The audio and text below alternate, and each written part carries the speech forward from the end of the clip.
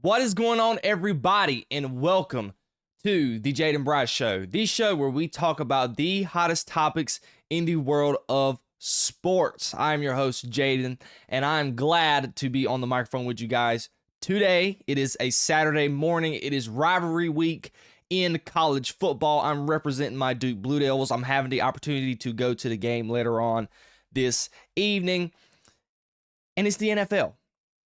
Another great weekend of college football. Got some awesome stories to get to. I know you're probably like, why didn't you go live yesterday? Didn't have the opportunity to. Had a busy day yesterday on Friday, and I did not get the opportunity to go live today. So this is a pre-recorded live. Well, it's not a live stream, but this is a pre-recorded show, but it's going to be the same as all my other podcasts, but it's just not live. So today I'm going to be giving you my opinions on the Thursday night action between the Bills and the Texans. Got two little small stories coming out of the NFL regarding Ceedee Lamb and George Pickens going to the casino instead of, missing the team bus and being ready for their Monday night matchup against the Raiders. Got a really juicy story yesterday about Brandon Aiyuk and the San Francisco 49ers. And I'm going to be giving a Week 12 outlook. Got a couple matchups I want to discuss, and I'll be giving my picks of the week with a little slight different format.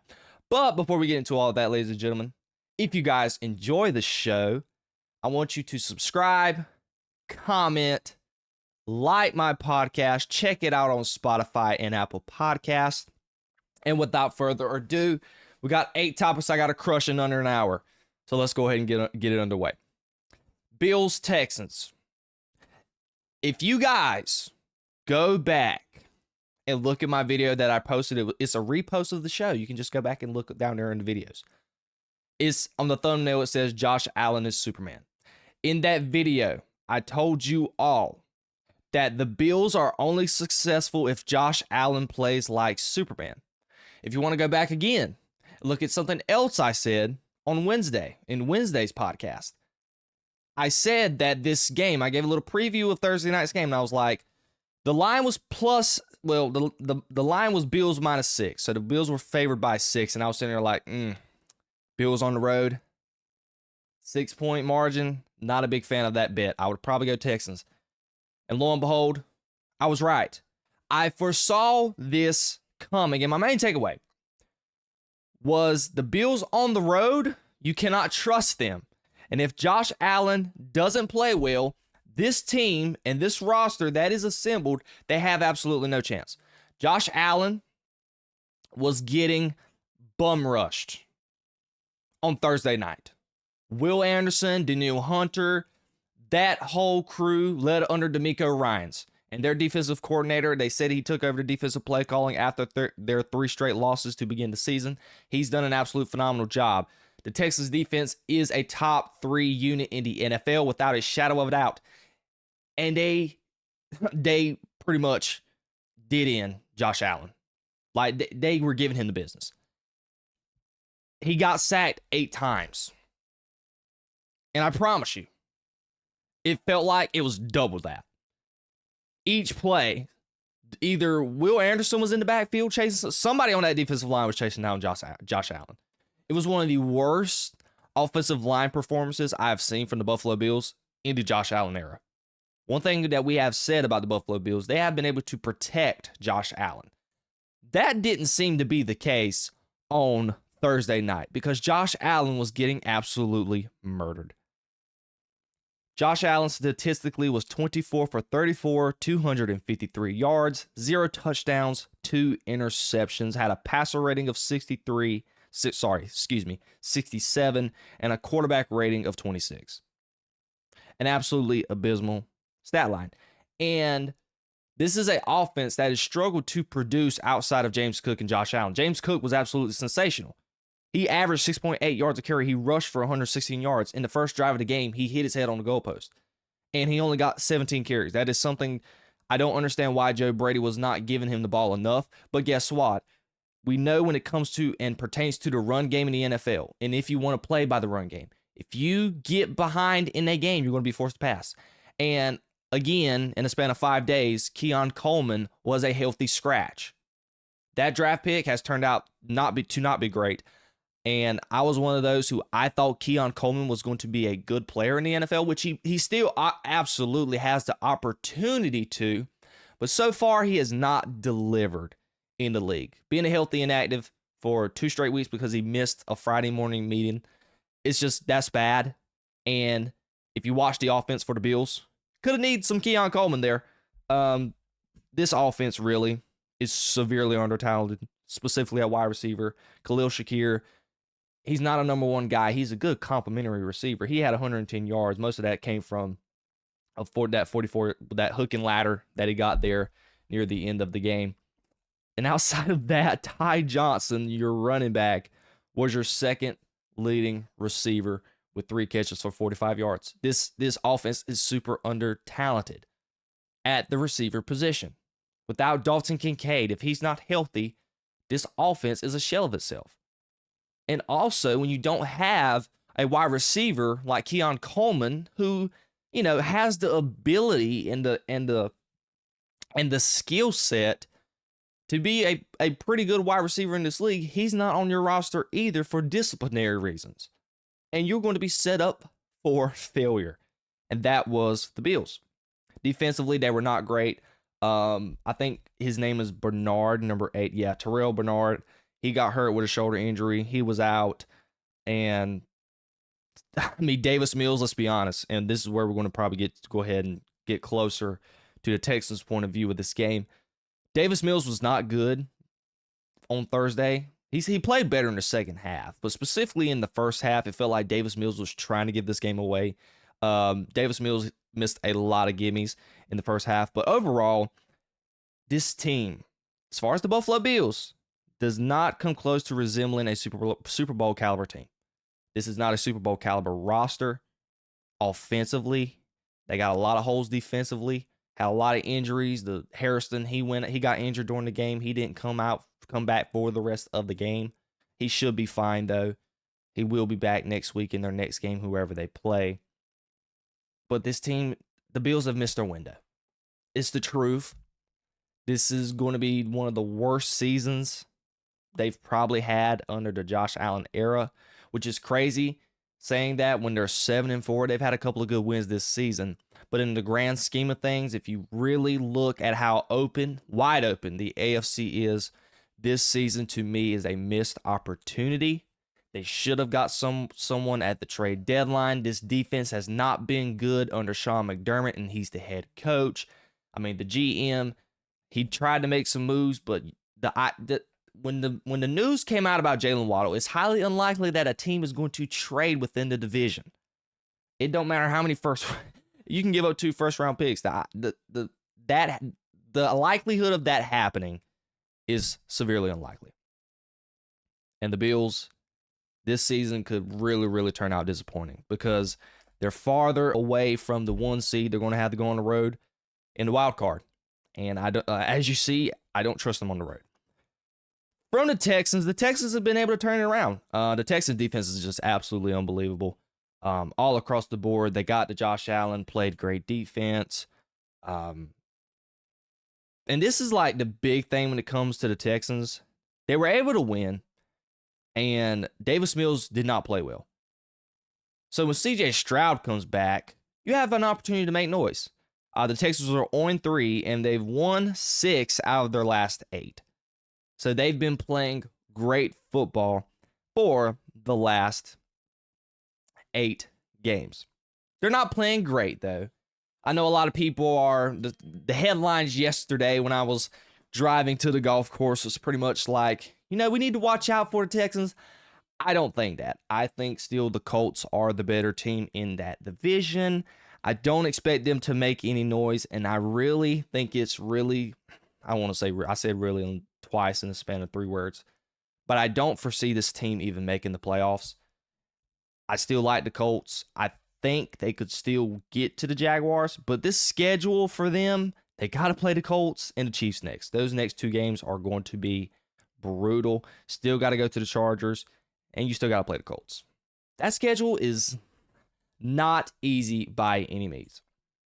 But Davis Mills, He threw 2 touchdowns. The guy, Woody Marks, this kid's actually pretty good. I like him running the football. That's probably part of the reason why we got a report from Ian Rappaport that Joe Mixon is not going to be available for the rest of the year because they love the production that they're getting out of Woody Marks and Nick Chubb. And this team is, let's just be honest, this team is going to go as far as the defense takes them. Offensively, with Davis Mills and even with CJ Stroud, they have not blown me away. They've not played great offense in the wins that they have had.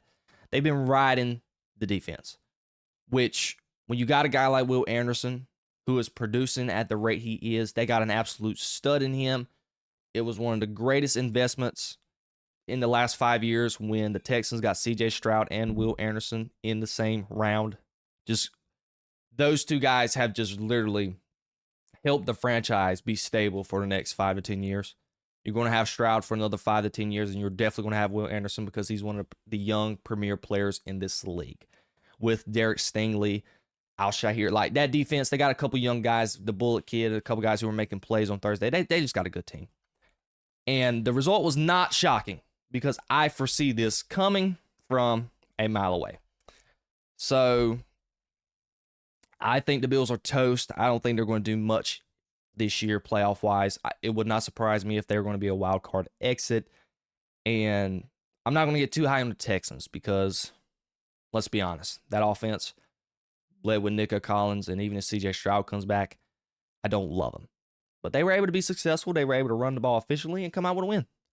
So, good job to DeMeco Ryans. And it's easy to be happy for the Texans and DeMeco Ryans because I love DeMeco Ryans as a coach. And that's pretty much all I have to say about that. Now, let's go ahead and transition and move on into a couple of games that I am looking forward to in Week 12. And the very first matchup, you can only imagine it. We're going to talk about the Philadelphia Eagles and the Dallas Cowboys. This is the premier matchup for this weekend. And this is my takeaway. I really think the Dallas Cowboys win this game by 1 score.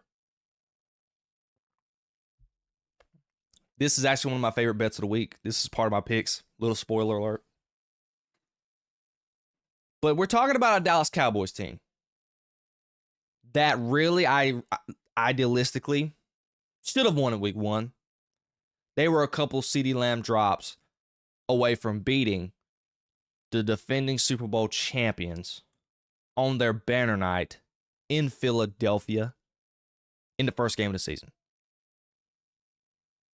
And it honestly, out of the probably 3 good games they've played this year, Dallas, 2 or 3, Week 1 was still probably as close, outside of the Raiders game, just taking competition-wise, it was probably their most complimentary game that they have played all year. And in this game, they're getting recruits with Demarion Overshawn, Siobhan Revel, Quentin Williams, Logan Wilson. They got all these assets that they've got in this trade. Here are my predictions. I think the offense for the Dallas Cowboys will score 31. I think Ceedee and Pickens go for 3 touchdowns altogether. I think the defense will play well enough for Dallas to win this game. And on Philadelphia's point of view, I think the Philadelphia Eagles' offensive woes will continue. And the defense will play good. But I think that the offense for the Dallas Cowboys will score enough in comparison to Philly's offense.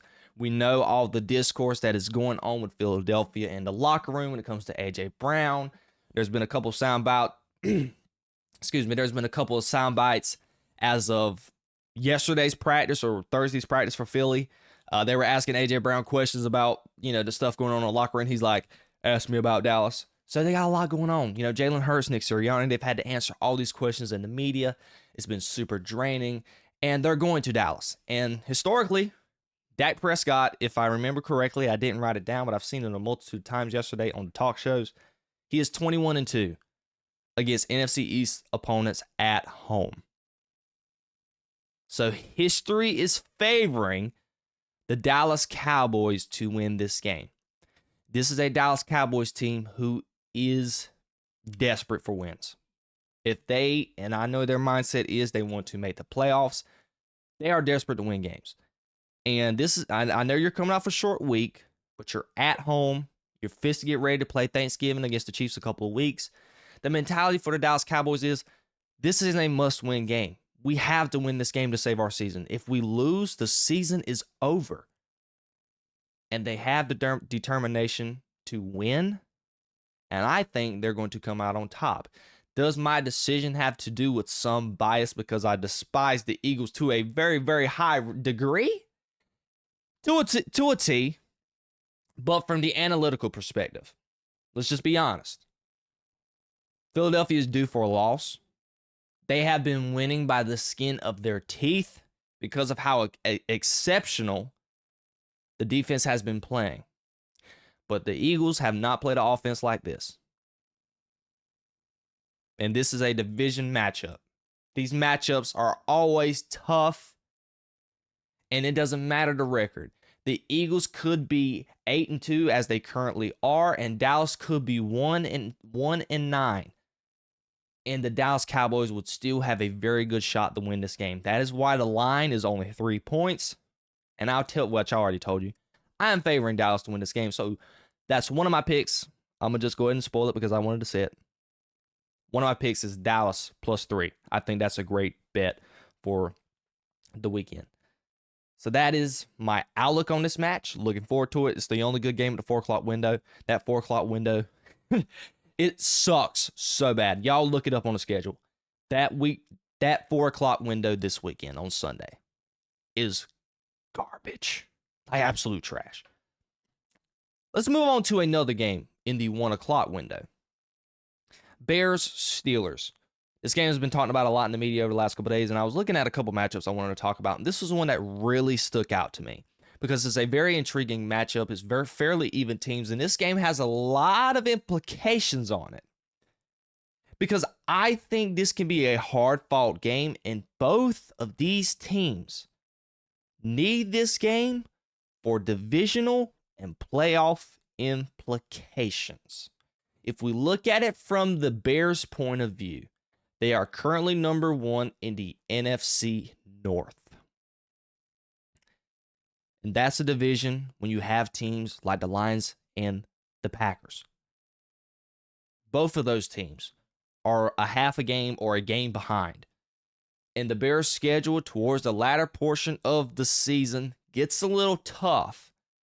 So when you have a team like the Steelers, who, let's be honest, are a bit mediocre. You don't know what you're going to get out of them from a week in, week out basis. They played a pretty cupcake opponent last week in the Cincinnati Bengals. We know they probably have the worst defense, and I mean the worst defense in the NFL. And the offense under Mason Rudolph, because we know Aaron Rodgers got hurt, they were able to play well. But I love I love the Bears in this game. The Bears are at home. They know the implications for this game. Ben Johnson, he's had his team ready to play. They've been gritty. They've been winning in the fourth quarter, and I think that translates into this game. They have the offensive firepower. I'm really looking forward to the trenches matchup. We know the Bears have revolutionized that offensive line in a span of a year since they've had Ben Johnson. So it's going to be very interesting to see how that offensive line stacks up against the Steelers. They have Highsmith, Cam Hayward, TJ Watt, have a really stout defensive line. And that is the strong suit for the Pittsburgh Steelers. So how is that matchup going to fare in the game? Because I think that is the decider. Because if the Steelers cannot get pressure on Caleb Williams, I really see a situation where Caleb Williams is going to dice them up. I don't love the Steelers back in. They're old, and this is a young receiving core. DJ Moore, Loveland, Roma Dunze, Cole Kmet, DeAndre Swift. This is a very good young offensive unit. And that matchup for the Steelers does not bode well. Jalen Ramsey is playing safety. That is because that is how old and they do not move well. And the reason why I love the Bears too in this game is because Aaron Rodgers, I do not trust him to be efficient. We know he's dealing with a fractured left wrist. And if I'm Ben Johnson and the defensive coordinator for the Bears, I'm sitting here saying in the game plan leading up to this game this week, let's heat him up. Let's make him uncomfortable. I mean, Aaron Rodgers is already 40 years old. I mean, he could move, but he's still not the most mobile quarterback in comparison to the Josh Allens and the Patrick Mahomes and everyone else, the Justin Herberts and Caleb Williams, who are highly elusive quarterbacks because of their youth and attrition.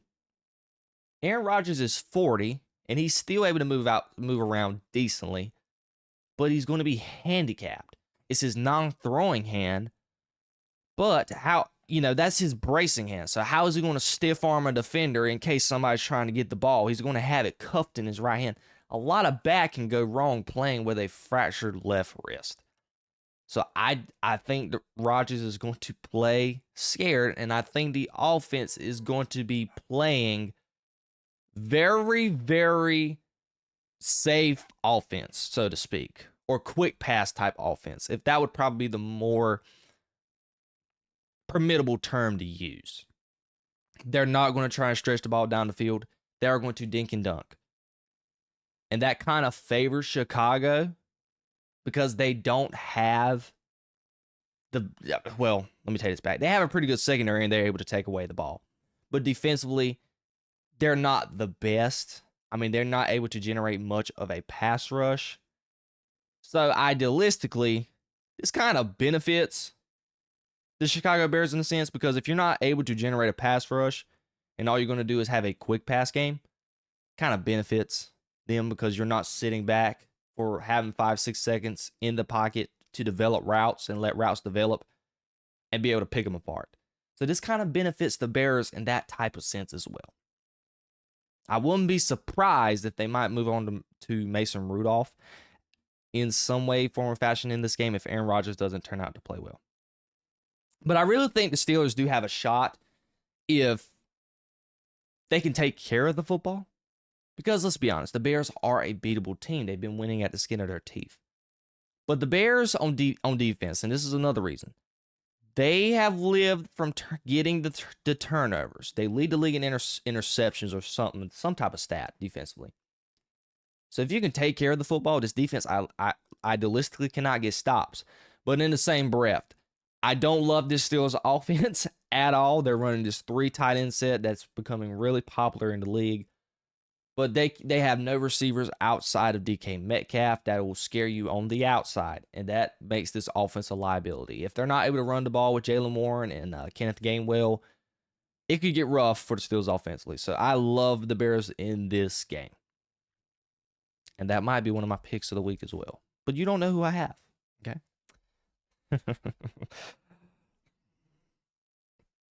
I love picks of the week. It's like one of my favorite segments. Now, I'm very much looking forward to the Bears and the Steelers. The last game I really wanted to highlight, though, is the Chiefs and the Colts. This is another big game because it has big implications for the Chiefs. And let's be honest, under all facets, in every way, form, or fashion, this game is an absolute, and I mean absolute, must win for the Chiefs. If they do not win this game, they are not making the playoffs. You're going to be 5-6 with a couple of games going left in the season.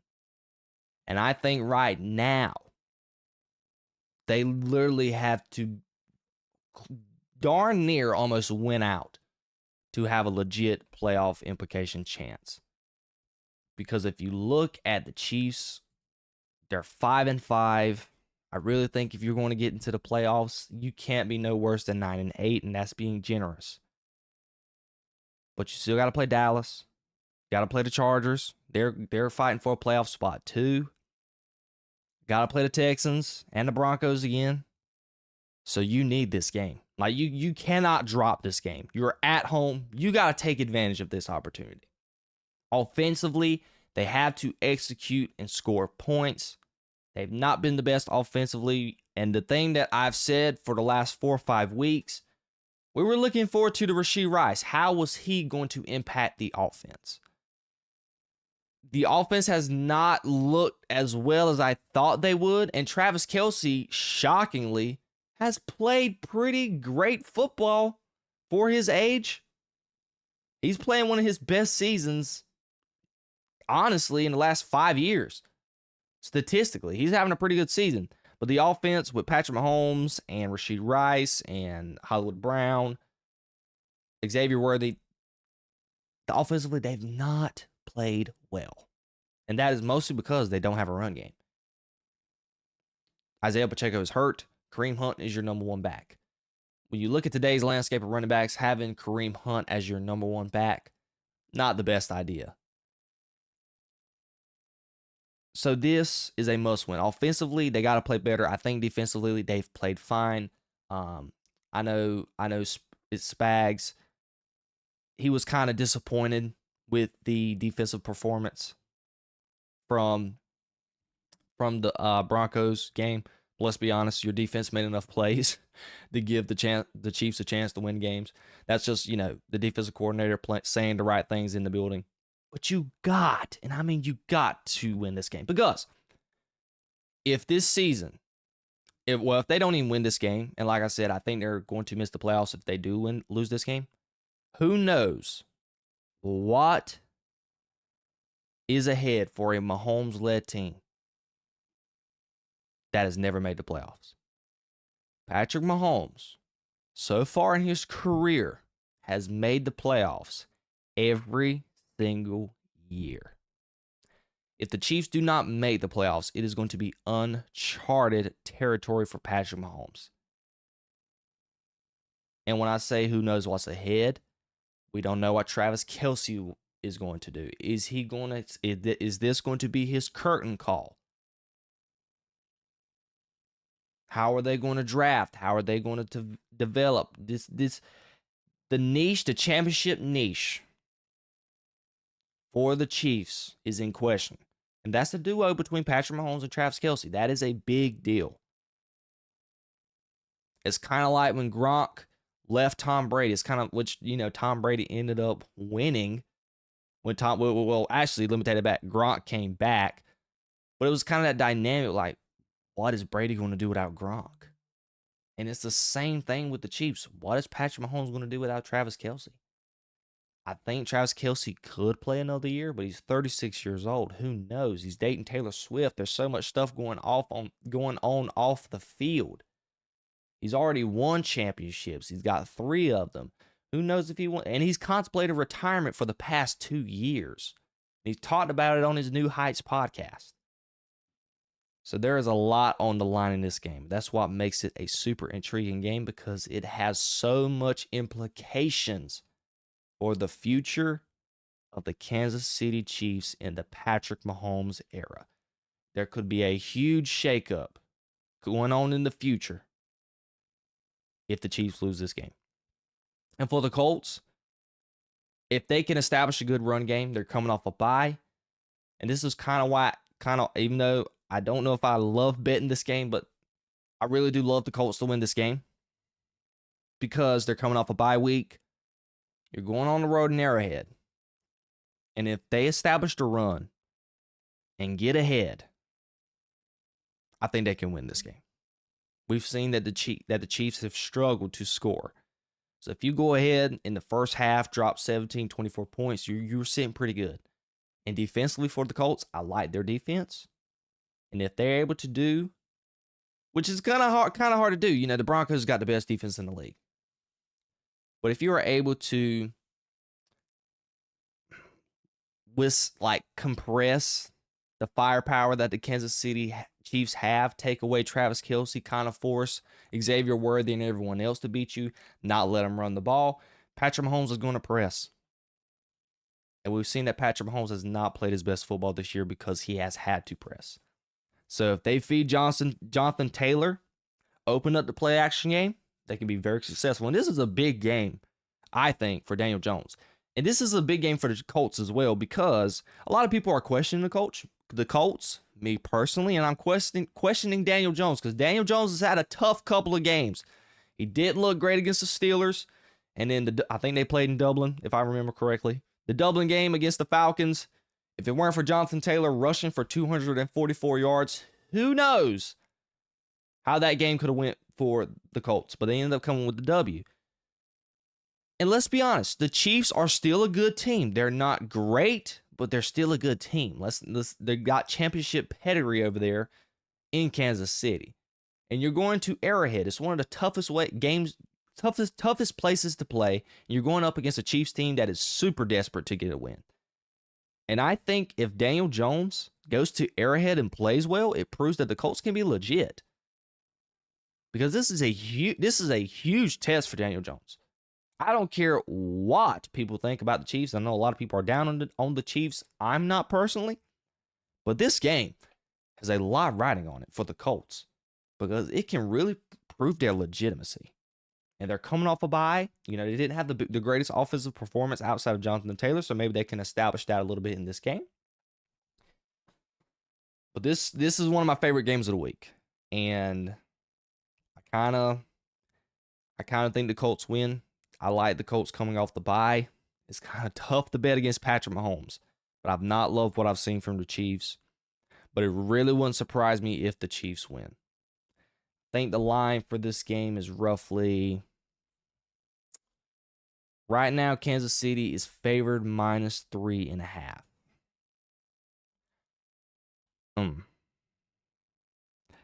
I don't know.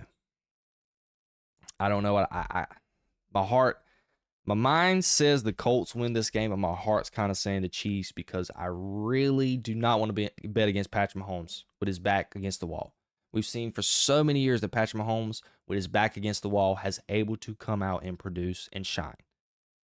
And I know that they know the implications of this game and they're at home in Arrowhead. If this game was at Indianapolis, maybe I'd have a different heart.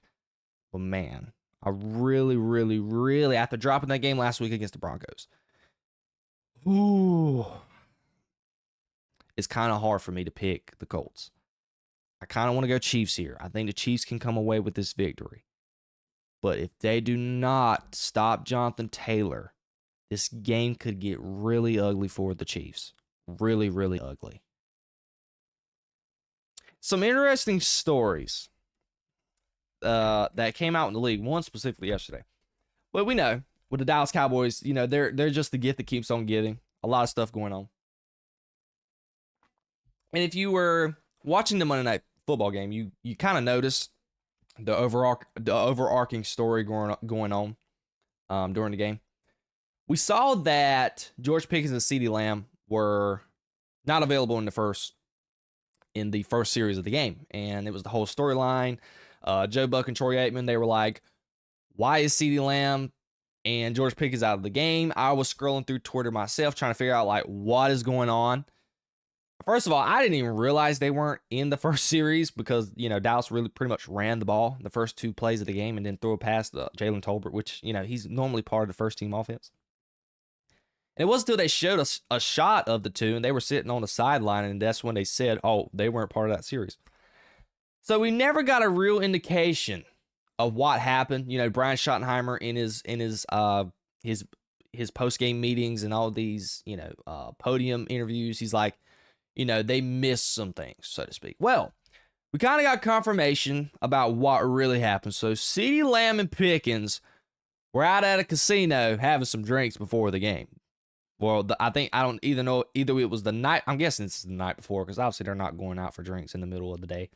So I guess the night before, they were going out for some drinks. And this is a funny story because a lot of people's got there, but there's a couple implications. Now, Brian Schottenheimer has been wanting to establish this culture, but we know historically, you know, culture setting is pretty hard when it comes to having wide receivers. If you really think about the Antonio Browns, Terrell Owens, this year with A.J. Brown, you know, the wide receivers are normally the divas of the team.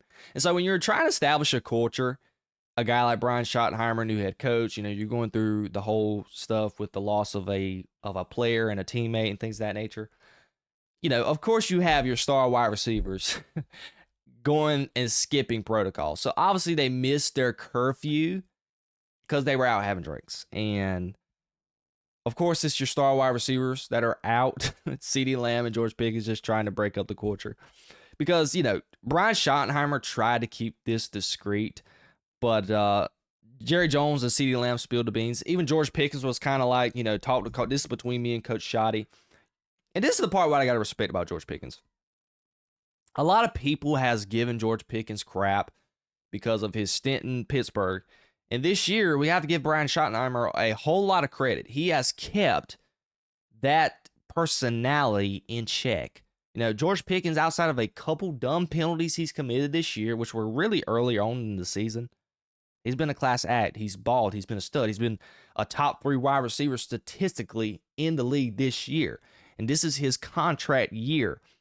So I love the approach that he really took to this news. He was kind of like, man, you know, this is between me and Shoddy, blah, blah, blah. But, you know, Ceedee Lamb, you're the guy that's got $34 million. You're wearing number 88. You're the star of the franchise. You're going to spill the beans because there was this, I guess he got a little disrespected because there was this report going around that he was throwing up at 7 a.m. in the morning, something like that. And he was like, man, I can hold my liquor, this, and that. Like, he was openly admitting, like, man, you know what? The night before the game, I was just out having some drinks. Like, I'm in Vegas. I mean, let's be honest. Vegas has a lot of distractions, okay? That's probably why that, sorry, not why that, but it's probably why the Las Vegas Raiders probably haven't had success so far since they've been in Vegas. There was like this big graphic going on during the game. It's like, yeah, the Las Vegas Raiders haven't been a good team since they've been in Las Vegas. Well, if this isn't a big implication for the Raiders, you have away teams in the Dallas Cowboys coming into Vegas, and they have their players partying before the game. Lord knows what your own players are doing week in and week out when they're having a home game in Las Vegas. Who knows? Because the Cowboys' star players, Ceedee Lamb and George Pickens, was out chilling the night before, having some drinks, having a good old time on the Vegas Strip. I've never been to Vegas, me personally, but a lot of people love them some Vegas. It's one of the best cities they've been to, that a lot of people like in America. And they have a lot of distractions. Same thing can go for Miami, LA, and all these other, you know. And let's be honest. I feel like George Pickens being in Vegas, that is a match made in HEWL hockey sticks itself. I'm so glad that he's in Dallas and there's not much for him to do. It's a little boring up there in Dallas. But this will really show up in Pickens' contract negotiations. And I saw Clarence Hill, somebody who covers the Dallas Cowboys, he really brought that up. And I was like, yeah, you're right. The Dallas Cowboys are going to try and use this for leverage against them. You know, Jerry Jones was already on 105.3 to fan. And he was saying like, yeah, you know, not a fan of that. You know, it's a business trip. You know, I'm not against the partying and stuff, but you know, at the end of the day, it's a business trip. You know, we're here to win a football game. We're not here to act like it's Super Bowl weekend and we're in technically what we call everybody's calls in today's NFL and NBA and all sports. We're not in Cancun, so to speak. You know, we're not packing up the bags and having the black trash bags out in the locker room and clearing out the locker rooms. You know, we're not on vacation. You know, we still have a goal. But ultimately, you know, I didn't really care, me personally. I mean, look, they went out and combined for 200 yards, and they caught two or three touchdowns between one another. Okay, they went out and balled on Monday night. In my case, when I see production like that, dude, go have some drinks before the night of the game. If you're going to produce like this for me, and you're not going to drop any catches and make big plays, specifically George Pickens, bro, have all the drinks you want. I don't care.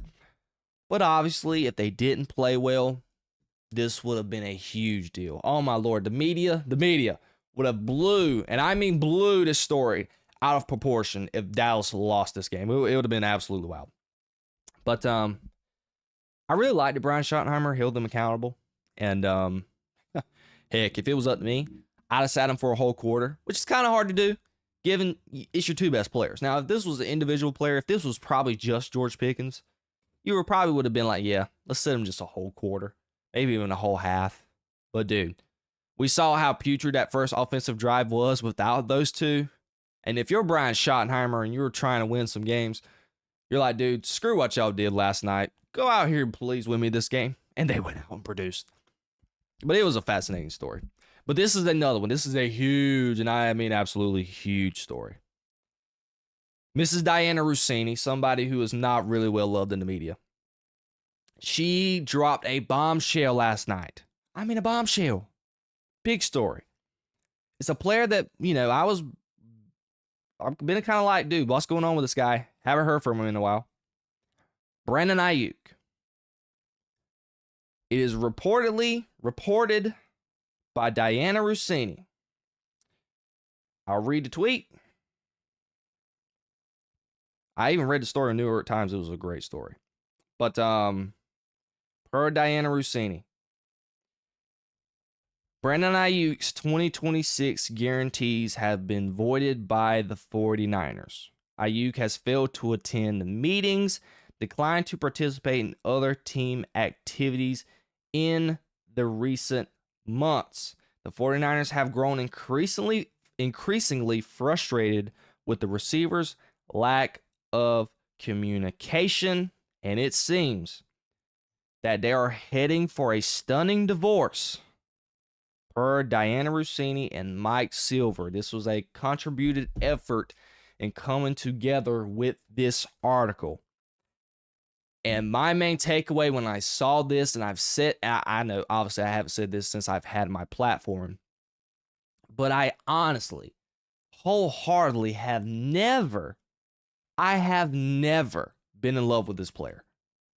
When he was having the contract negotiations, I was sitting here like, you're going to pay a wide receiver 2, fringe wide receiver 1. I really don't think he's a true wide receiver 1. We're talking about a guy, if we can compare Brandon Aiyuk to George Pickens right now, in their body of work and production and the talent and things of this nature.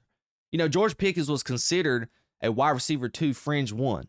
So they're kind of in the same argument when it comes to their contract negotiations. If you watch George Pickens' film and compare it to Brandon Aiyuk's film, you want to sit here and say, yeah, I'd rather pay this guy $30 million, and I'm talking about George Pickens, than Brandon Aiyuk. I've never been in love with Brandon Aiyuk like a lot of people have been.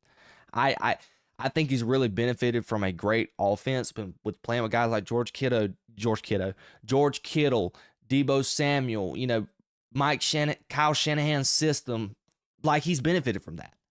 Just from a raw talent standpoint, I'm not in the business of playing a guy like Brandon Aiyuk $30 million. And I think it was a bad idea giving him that contract from the start. And I want to question, and I wrote this down, it's kind of like what happened behind the scenes. I said the Niners were probably not happy with the rehab. Well, I read the article, and that kind of was the case. The guy has been a total butthole behind the scenes. He's not communicating with him probably about his rehab. It didn't say that in the article, but I could kind of infer that from what they were trying to say. There was the whole fiasco last year with the whole shorts where Brandon Aiyuk was not wearing the right shorts. He had red shorts, red gloves, and Kyle Shanahan was like, dude, I ordered everyone to wear black shorts, black gloves, etc. And he was being a whole diva about it. There's multiple implications they said in the article where when he was having his contract negotiations and the whole trade ordeals, he didn't want to get traded to the Patriots or the Browns. He was open to the Steelers trade, but he came back all of a sudden and was like, you know what? I'll take your guys' offer. It seems like the guy didn't want to be there from the start. When you pile all this stuff up with, you know, him not talking to his teammates this year, mind you, he's not got up with his teammates. Nobody has talked to him. I'm getting this from Diana Rossini. This is what the article, and I'm just paraphrasing. This is not verbatim, but he's not talked to his teammates. He was a diva during the contract negotiations with the trade and just his overall contract itself. The whole thing with Kyle Shanahan and that whole ordeal with the attire stuff that he had going on. And, you know, when he was having that contract stuff, you know, he was seeing coming in the meetings. He would come work out early in the morning and like pretty much leave before all the 49ers staff and players got to the facility. Like there was a lot of stuff going on behind the scenes when it comes to Brandon Aiyuk and just his diva mentality with the organization of the 49ers. And they voided his guarantees, and they're saving, I think they said that they're roughly saving $24 million in cap space, $26 million, somewhere of that nature, which is a huge win for the 49ers. So you're kind of recouping some of that money off that bad contract. But you just cannot be in the business. If you're, and this is coming from a guy for John Lynch, who I respect. I think he's one of the best GMs in the NFL. He's put together a pretty good roster. because they've been able to play well, and you don't have your star all-pro players. You don't have Nick Bosa. You don't have Fred Warner. You lost Michael Williams, your first-round pick. Brock Purdy has been hurt for a majority of the year. George Kittle missed 6 games. With all of that being said, you're in the fight for the number 1 seed in your division and a playoff spot. If that happened to any other team, just imagine. What's one of the best teams so far in the league? Let's just say the Rams. What happened if Jared Verse tore his ACL, was out for the rest of the year, Matt Stafford missed 8-9 games, and their best and another star defensive player they had? Just pick and choose your battles. Who cares? The team would be nowhere near as successful as the 49ers. So John Lynch is a smart guy. Kyle Shanahan, smart guy. Ownership, it's a great organization.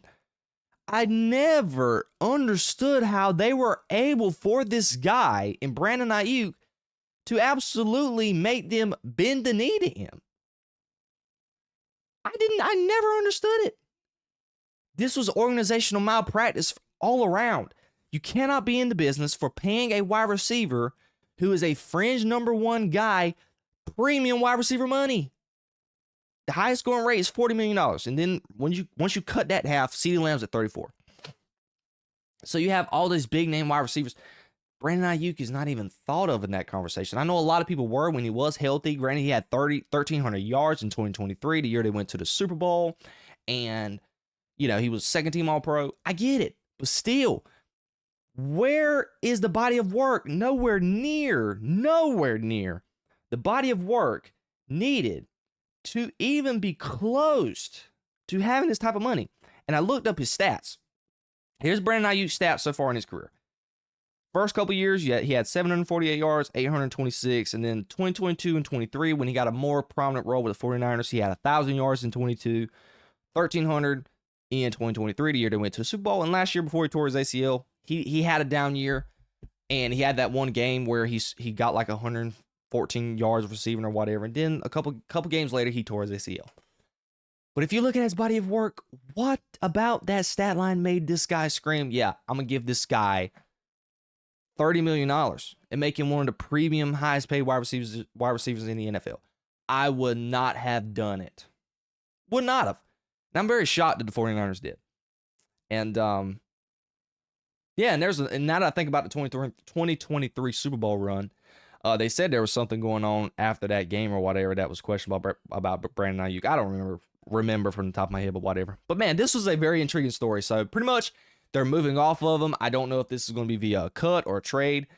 It kind of was insinuating it was going to be more of a release situation. I don't think many people are going to want to trade for the guy. He's coming off I think they say he tore his ACL, MCL, meniscus. I mean, he tore his knee up.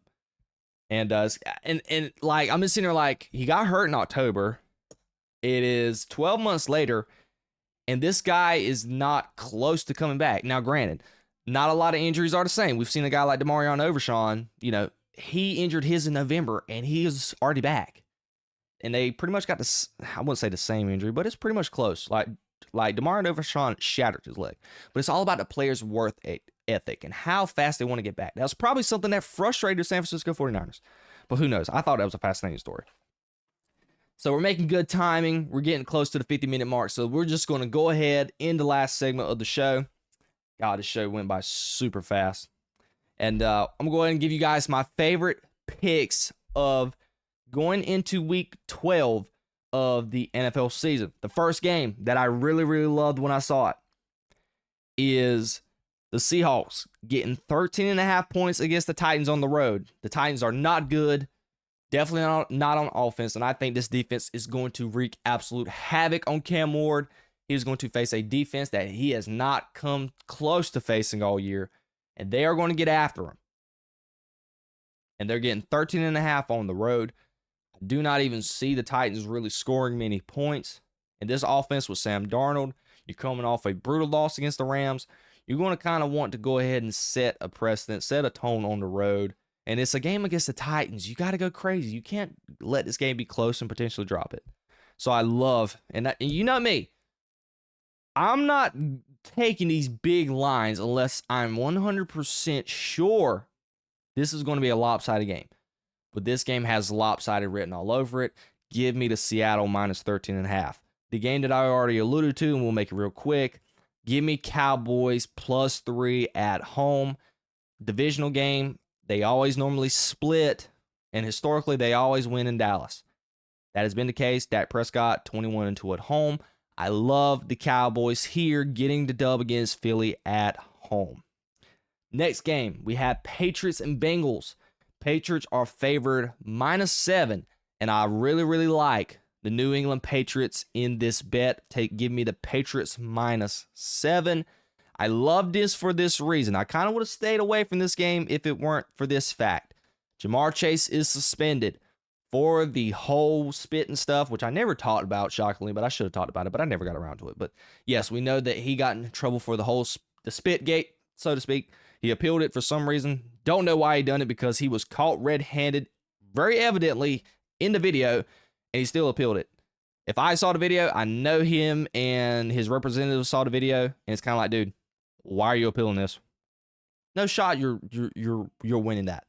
So he is out for this game, and that is going to handicap Joe Flacco and that offense for the Cincinnati Bengals. And obviously the defense is not good. So Drake May, a team offensively who has been pretty successful this year, they're going to dominate. They're going to run the ball down your throat, and they're going to get Ramondre Stevenson back, which is kind of going to hold away Travion Henderson and his production. But it's Drake May having a great year. It's on the road, but I think they're going to do enough to get the win. This is a big one for me. This is me going out on a limb here. I'm betting on Shedeur Sanders and the Browns to go into Vegas and do a job. I'm taking the Browns plus 4 against the Las Vegas Raiders on the road. I'm taking a dog. Got a couple dogs here, but I'm taking the dogs here. Shedeur, this is it. This is the moment. You get your first career start. This gives yourself an opportunity to wow that organization, wow the franchise, Kevin Stefanski, and everyone involved. Andrew Berry, to show you that you were the answer, that you should have been drafted ahead of Dylan Gabriel, and you go on the road and get a win. If this is the best defense to go up against if you're wanting a get-right game. We saw it in Dallas on Monday night. This is the type of game and the type of opponent you face if you're wanting to get back on track. And this team has weapons, and defensively, Myles Garrett could probably break the sack record in this game. So give me the Browns plus 4. I'm betting on legendary perfect timing. Okay? I'm not fanboying. Look, I think Shedeur's a good player. But he has the capabilities to be a franchise quarterback. And I love the Browns here. I'm going out on a limb. I'm kind of going on my heart here. But I'm betting on Shedeur Sanders, and I'm betting on what he can provide in his future. So give me the Browns plus 4. Last pick, I'm going to do 5. I'm kind of copying Colin's Blazing 5, and I didn't want to do Nick Wright's 3, so I kind of was like, okay, I'm going to do 5.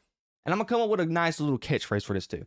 So the last one I'm going to take, which I alluded to it earlier, Chicago minus 2.5 at home. This is a no-brainer for me.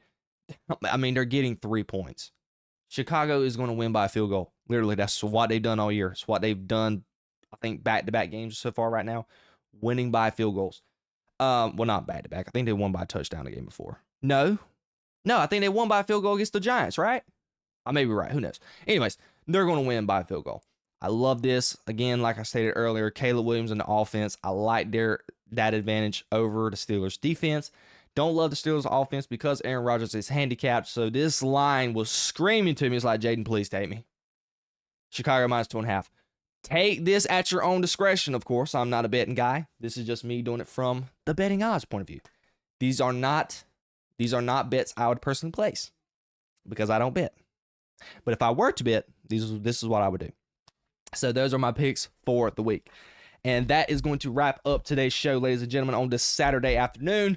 If you're hearing this, I know you're not going to probably roughly watch this probably till Sunday, maybe even Monday, the way my algorithm works for my videos. But thank you all so much for if you're still watching and tuning in at this point. Thank you for listening. I hope you all enjoyed. I hope you have a good weekend. Enjoy week 12 of the NFL season. Enjoy some college football. It is rivalry week. Got a lot of great games going on. And I will see you guys on Monday live to recap some of the action from week 12 of the NFL season. I love you all.